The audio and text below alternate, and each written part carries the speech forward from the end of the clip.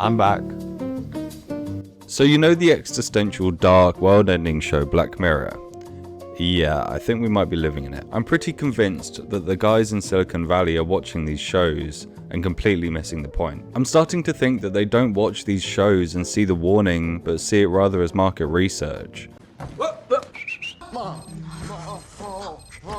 I think they're sitting in their skyscrapers thinking, yes, let's take a grieving person's nan back to life and charge them a reoccurring monthly fee. Because today we're talking about grief bots. Startups like Eternos and Seance AI want to take your dead loved ones, scrape all of their WhatsApp and Facebook messages and turn them into an AI, and then sell that AI back to you for a subscription. And honestly, I think this is a gateway to a dystopian future. They aren't just trying to monetize your data while you're alive anymore, they're trying to monetize a memory.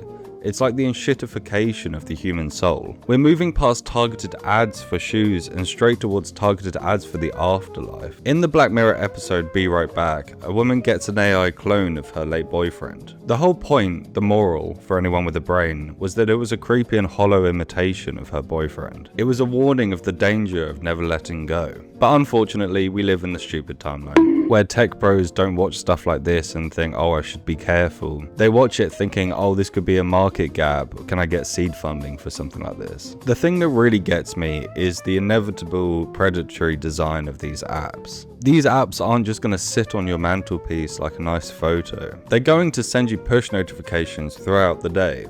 Imagine having a nice day where you're finally not feeling crushed by grief, and suddenly you get a push notification from your late AI nan saying, hey, do you want to upgrade to the premium plan so you can hear me laugh again? It isn't a tribute, it's digital kidnapping. It's like holding a memory for ransom. And what happens if your credit card gets declined?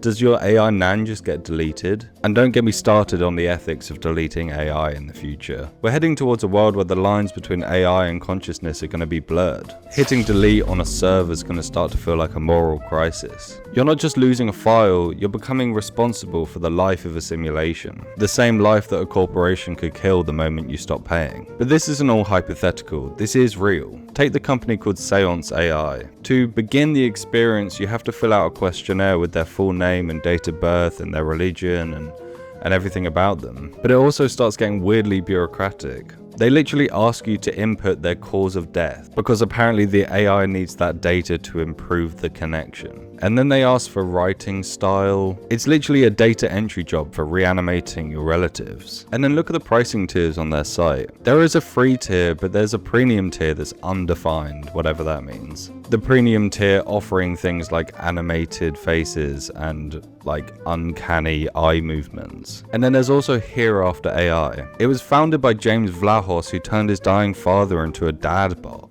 I mean, the dad bot, his digital brain has my dad's real words. Ah, the bot master. How are you doing? I was disappointed in the dad bot when he didn't say he loved me back. And probably on two levels, like one, just the technological, like, dad bot, you're supposed to know that. You know how to respond to that. But yeah, it's fake, and yet I wanted to hear it. Even though I'm like making it, it still feels a little nice to me if my dad says something personal to me, if he even makes a joke. Stanford is the worst. A little hint of him is there, and it's given me comfort to be able to talk to him.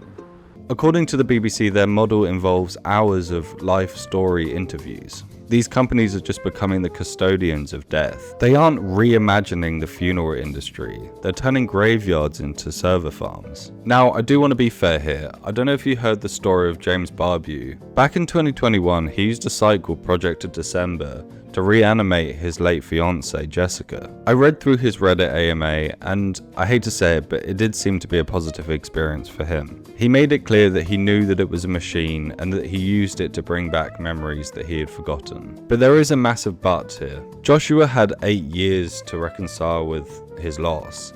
He didn't just go straight to the machine. But I worry that other people are going to use it immediately, in that raw, first week, of grief. And I think that that's a recipe for disaster. Grief is meant to be hard, it's meant to be heavy. The weight of grief is what proves how much someone meant to you. By trying to bypass that with a chatbot, we're not healing, we're just avoiding. And history is full of examples of stories that tell us why this is such a bad idea. Take the Greek mythology of Orpheus and Eurydice. You can't pull someone back from the underworld without losing them forever. Or the monkey's paw, where you wish them to come back and you get something that isn't quite them. Or the most classic example, which is Frankenstein, where you try to bring something back and create a monster. But my strongest opinion on all of this is down to choice. I personally don't think it's for you to decide whether someone is brought back like this. Being dead is like the ultimate privacy, but turning someone into a digital puppet without their consent, taking their data and forcing it to perform for you, in my opinion, it's just like a massive violation. Put simply, the AI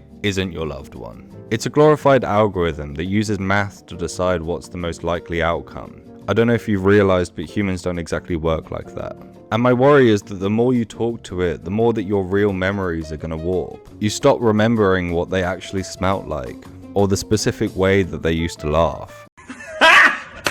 And replace it with a repetitive and sanitized corporate version of your loved one. You're overwriting your memories of this human person with the hallucinations of an algorithm. And then there's another dark part of all of this, which is the unsubscribe guilt trip. See, nature forces you to confront grief, but these chatbots allow you to avoid it. But eventually you're going to stop wanting to pay for it, whether that be running out of money or getting over the grief. So at that point you go to cancel your subscription and you go through all of the steps that any membership has, and on the final step there's a picture of your past grandmother that says, "Are you sure you want to let me go?" Like, instead of grief being something that happens to you, you're now being forced to be the one to pull the trigger. Please. Aim to jump, just do it. Okay. See, Ash would have been scared.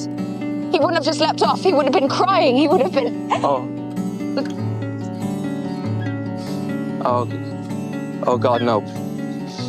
Please, I don't want to do it. You have to actively choose to kill them again, just to save a couple of bucks every month. It turns a perfectly natural process into a philosophical hostage situation. So I'm asking, pleading really, don't give these tech bros your memory or your money. Don't turn the memory of a loved one into a $14.99 legacy plan. The gateway to a dystopian future isn't going to be robots taking over the world. It's going to be in the moments of choosing convenience over difficult truths. If we keep going this way, we're not just going to lose the people that we love, but we're going to lose the ability to let things go.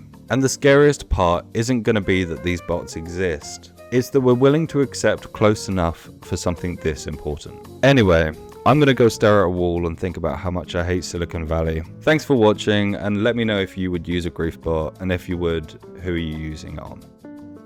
Alright, bye bye.